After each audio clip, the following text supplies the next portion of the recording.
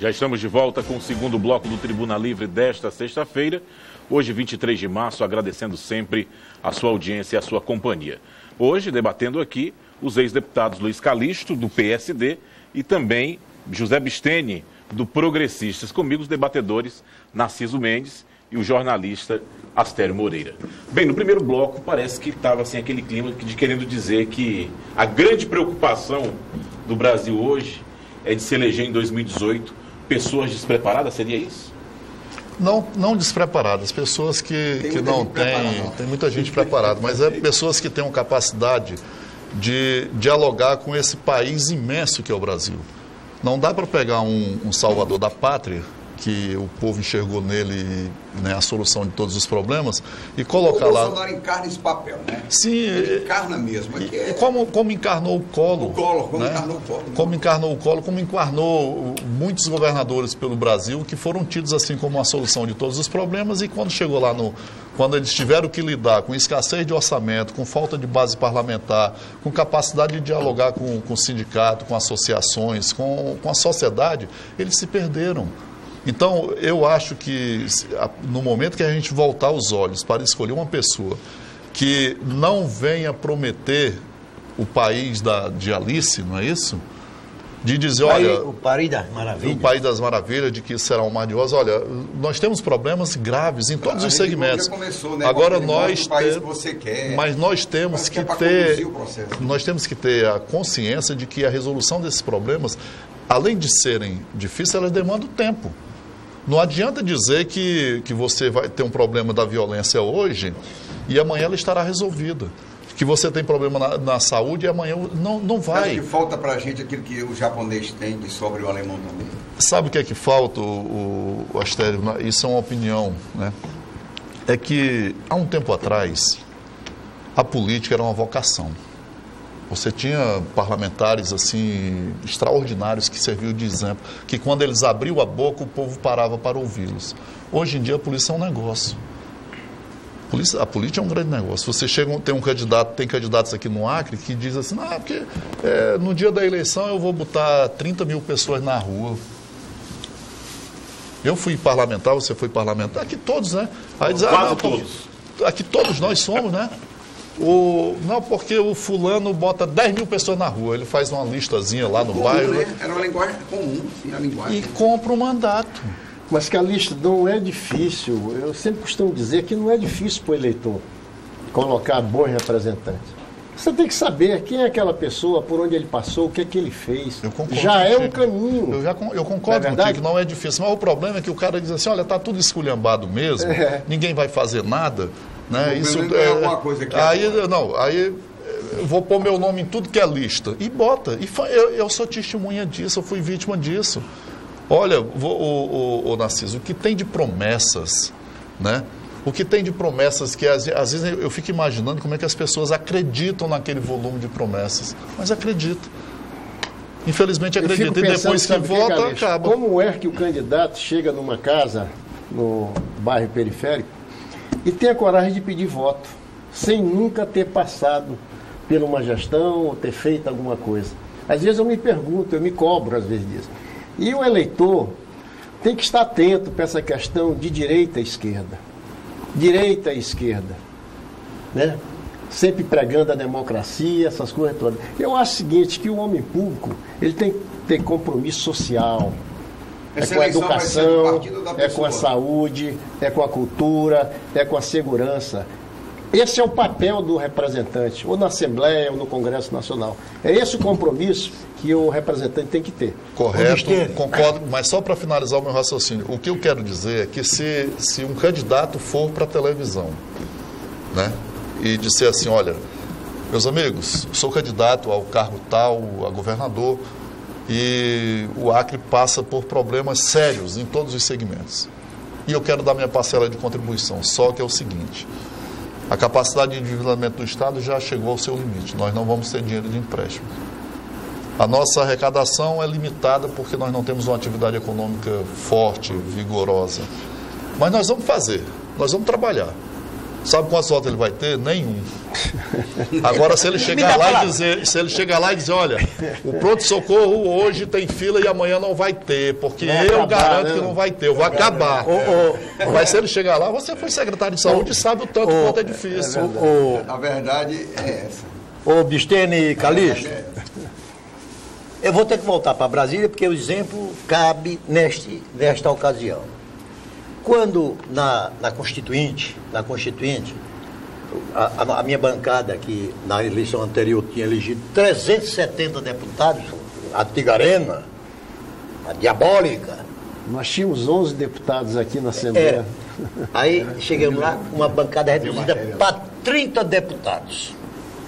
30. De 300 caiu para 30. De 300 caiu para 30. E o MDB, na época, que tinha 40, passou para os 300. Quer dizer, para você ver que é uma gangorra terrível, né?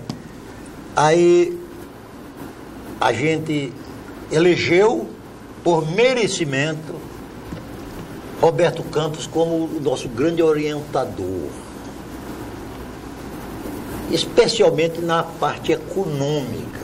Ali era o centrão, né? Da Constituição. Aí ele dizia: meus amigos, meus colegas, lembre-se que nós estamos fazendo uma Constituição e não uma carta de boas intenções. Esta carta, da forma que está sendo conduzida, vai frustrar esse país. E ele batia já naquela época, já previa o rombo da Previdência Social do país que está acontecendo hoje. Aí eu volto ao que você acabou de dizer. Qual é o candidato a presidente da República que vai ter coragem de falar da reforma da Previdência se a primeira medida que ele vai ter que tomar, vai ser o primeiro ato dele, vai ser a reforma da Previdência? Quer dizer, então nós vamos eleger, correr o risco de ver eleito, que diga que a reforma da Previdência não precisa ser feita, porque ela é superavitária. É por isso que eu concordo, volto a concordar, o nosso futuro é sombrio, porque nós estamos vivendo um tempo de hipocrisia, junto com mentira e com safadezas políticas ao mesmo tempo. Você, Sérgio? Estava aqui... Nós era acostumado a só perguntar, agora tem que responder, né? E ele pouco falou no primeiro bloco, né? O Narciso deu uma suspensão pós-MI de 2 programas, eu acho. Foi. Né? 2 programas eu dou aqui no lugar. Agora, o que falou-se na mudança, você falou na Constituição, né, que houve aquela mudança da arena, e nós estamos exatamente no período da janela. Outra vergonha. Que é é quando se dá por 30 dias o direito de qualquer parlamentar, detentor de mandato, colocar assim: isso é mais fácil eu me eleger ali. Aí ele não tem tradição política, não tem nada, quer dizer, é uma... Nunca leu isso. Astério, reflete, mas você nunca... reflete na opinião pública. Você nunca vai procurar a solução desse problema nesse atual Congresso, porque ele não vai trabalhar, ele não vai fazer gol contra, ele não vai trabalhar contra si. Uma das melhores coisas que fizeram nesse país, na área da política, foi a verticalização. Foi. Aí, como ela não atendia os interesses dos partidos, acabaram. Por quê? Porque aí você tem o PMDB briga com o PSDB no Acre, mas se une em Porto Velho, se une no Rio de Janeiro. Brasília, ou seja, você não tem... Você não tem... Na eleição de você prefeito, tem PT com PFL. As alianças de Epitaçolândia não eram a mesma de brasileiro. Os partidos que eram aliados no município eram adversários no outro. Aí o que é que acontece? Você nunca vai construir um partido nacional. Por que é que o MDB e a Arena funcionavam? Porque ele eram os partidos nacionais. A Arena não se coligava com o PMDB no Rio Grande do Sul e nem no Acre. Mas hoje você tem uma salada que aí cada um defende o seu pirão.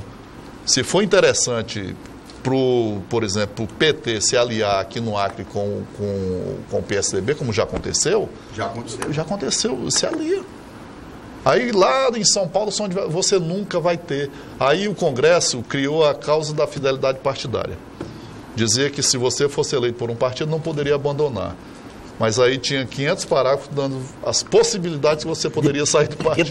Ou seja, o Brasil não é um país para funcionar. Ele é o país do jeitinho.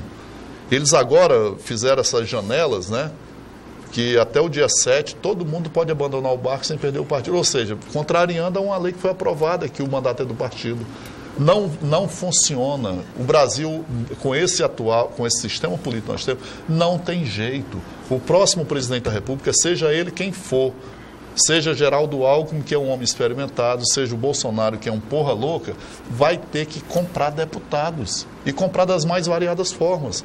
Com cargos, com emenda, porque hoje, antigamente, Narciso, olha, eu tenho 55 anos, já não sou tão novinho, mas você via deputados aqui, ninguém falava em emenda parlamentar, né? E tinha uma atuação, né? Uma atuação forte. Eu vou citar dois extremos para não dizer que eu estou puxando para um e nem para outro. Você tinha, eu me lembro bem, do Nabu e do Calume, um pelo MDB e outro pela Arena. Ninguém ouvia falar em história de emenda parlamentar. Hoje em dia, parlamentar só fala em emenda parlamentar. Mas é a moeda de troca, Calixto. Por quê? Porque compra. Eu até costumo dizer... Vocês que atuaram na área da administração pública, a maior imoralidade que pode existir do ponto de vista legal e de legitimidade é deputado federal apresentar emenda no orçamento. Deputado federal é para fiscalizar o orçamento. Então, como é que você vai apresentar? Isso foi uma invenção dessa imoralidade política estabelecida no nosso país. E se estendeu para os demais estados. Na época que eu fui deputado, não existia essa tal de emenda parlamentar, não existia essa tal de verba indenizatória, não existia nada disso, rapaz. Então, Narciso, para concluir sobre essa história das formas que um presidente tem para comprar parlamentares e assim fazer o que ele quiser, essa história da emenda parlamentar, às vezes eu costumo brincar, eu não sei do que é que os prefeitos reclamam. Porque eu abro todos os jornais impressos, está lá. Tem outdoor na cidade espalhado aí. Deputado tal liberou emenda para a prefeitura. Eu abro os sites na internet, só se fala em emenda parlamentar. Onde é que está a crise? Agora, por quê? Porque além da mentira de dizer que liberam coisas que, na verdade, não liberam, quando tem um impeachment, quando tem uma crise, quando tem é a moeda que o presidente tem para comprar.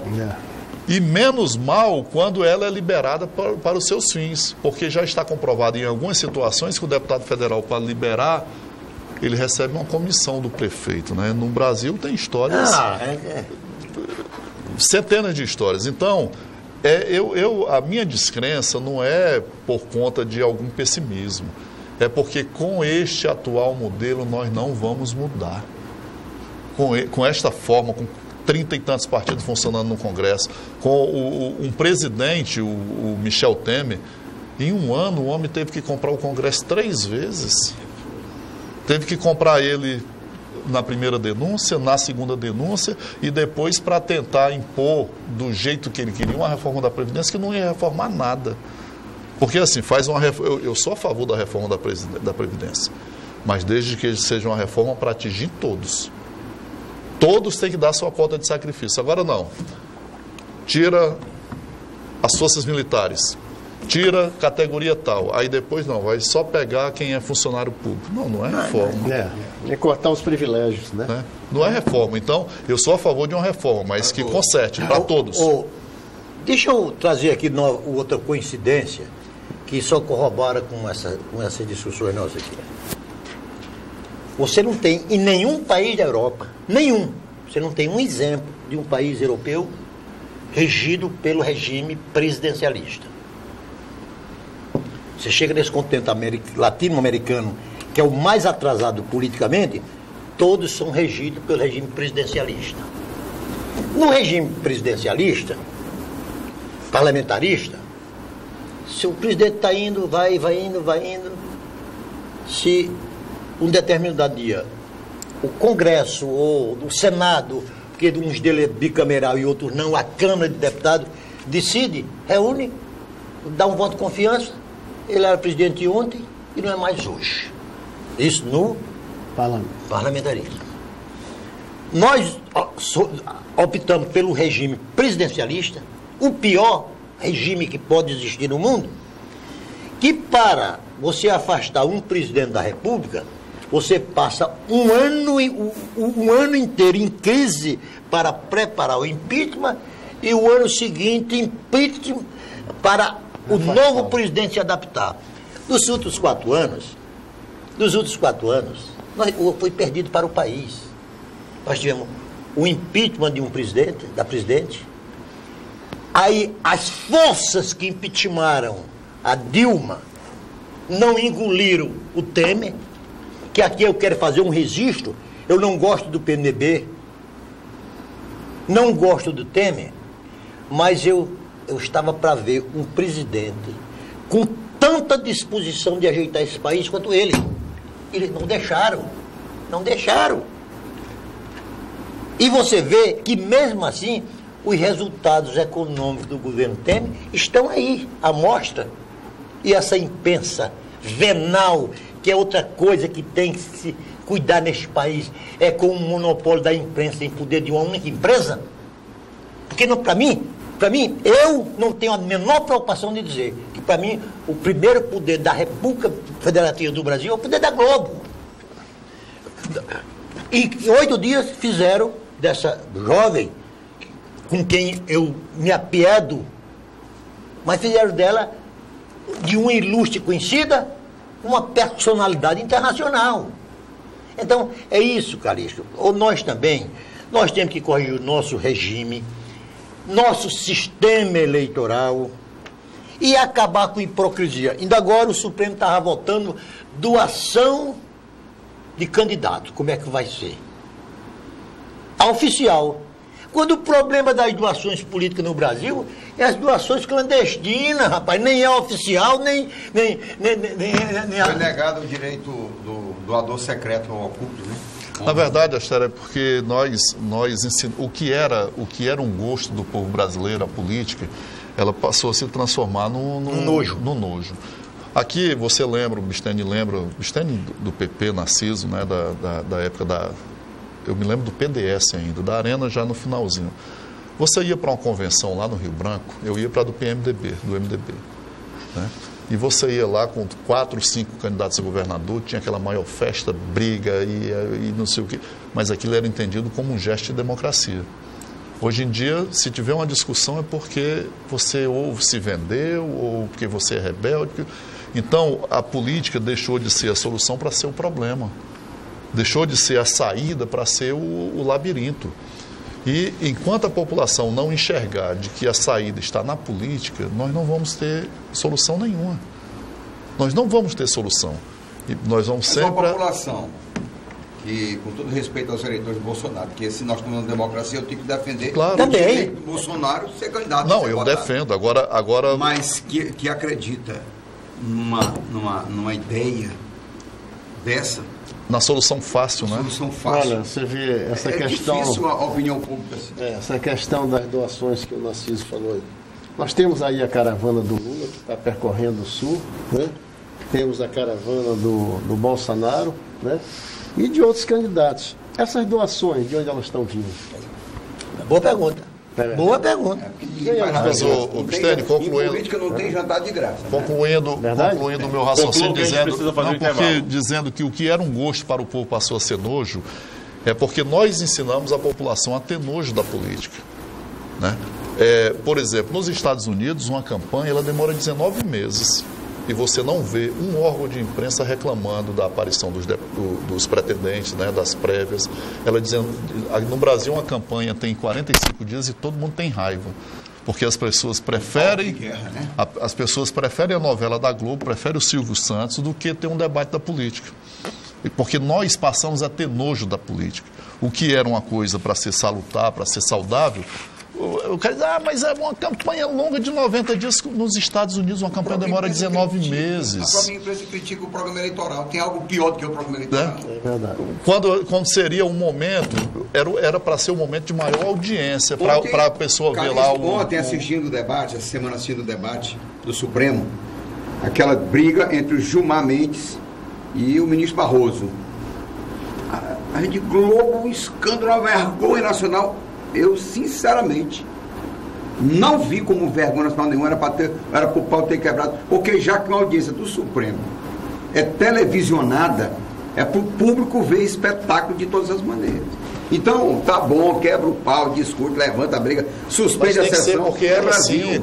Quando você tem o exemplo das convenções, você tinha o PMDB, o PMDB e o PDS tinham convenções assim que o pau quebrava mesmo.